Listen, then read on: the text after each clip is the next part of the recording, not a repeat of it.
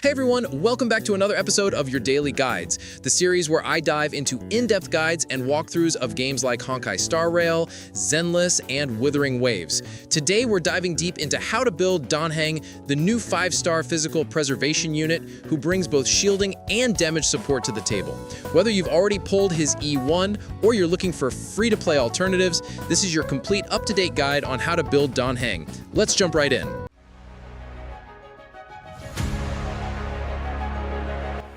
Dan Heng isn't your typical tank or support. He follows the path of preservation, but unlike most shielders who scale off defense or HP, this version scales entirely off attack, which already sets him apart.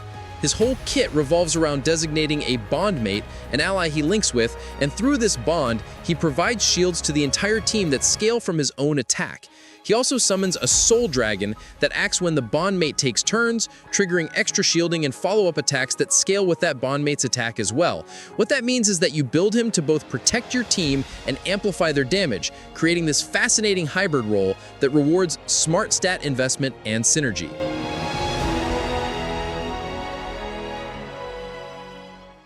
His best relic set is the 4-piece Self-Enshrouded Recluse. The 2-piece grants a 10% shield effect bonus, while the 4-piece not only boosts his shield strength by another 12%, but also grants any ally under his shield a 15% crit damage bonus, which is huge for team damage output. For planner ornaments, Lushaka the Sunken Seas is currently his top choice. It gives 5% energy regen and increases the ATK of your first slot ally by 12%, perfect for empowering his bondmate.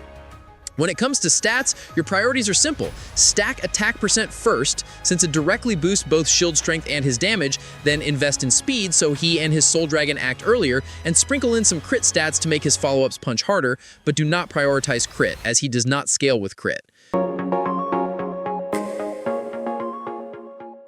For light cones, his signature, though Worlds Apart, is his best in slot pick. It boosts ATK, heals allies whenever he uses his ultimate, and grants Redoubt, a powerful buff that increases all allies' damage for several turns. But don't worry if you're free-to-play or kipping the banner. Journey, Forever Peaceful, a 4-star Battle Pass cone, is a fantastic substitute that increases shield effect and buffs ally damage whenever they're protected, and even Landau's Choice can hold the slot if you're early in your build. The problem here is that there are no light cones that scale off attack, making his light cone a one-of-a-kind. My opinion is to skip his light cone for now, and I will tell you my reasons later on in the video.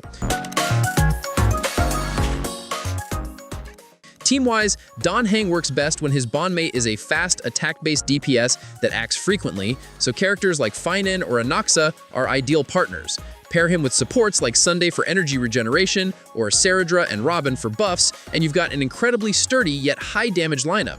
But if you're playing F2P, don't stress. Any strong 4-star DPS can fill the bondmate role effectively. The point is consistency. Every time your bondmate acts, the Souldragon responds, keeping your team shielded and your enemies pressured. As for Eidolons, the first two are the biggest value spikes. E1 refunds a skill point when he uses his ultimate and boosts the bondmate's resistance penetration, while E2 expands the number of Souldragon actions for more follow-ups and sustain. In most cases, for someone who has been saving for a long time, E2 is always a good stopping point, as it does bring out the best in the character. So here's the real question. Should you keep summoning for Dan Heng, pull for his light cone, or save for the upcoming Cyrene? Honestly, since we already got him for free, his E1 is the perfect stopping point. It gives you smoother rotations and a noticeable boost to your bondmate's damage without demanding too many resources. Anything beyond that is luxury, not necessity. His base kit at E0 is already fantastic. He shields, buffs, and contributes solid damage on his own. As for his light cone, this is where things get complicated. His light cone, in my opinion, is his only best option. And Journey, Forever Peaceful, is the only alternative, but is locked behind the Battle Pass. A bit of a sticky situation because with Cyrene just around the corner, it might be smarter to save and wait for his rerun. She's shaping up to be another high-impact unit, and pulling too deep now could leave you short later. So in short, grab E1 if you love his playstyle, skip the light cone if you're on a budget, and consider saving if you're eyeing future banners. Dan Heng is strong at every level. You don't need to overspend to get real value from him, but what do you think? Let me know your thoughts in the comments below.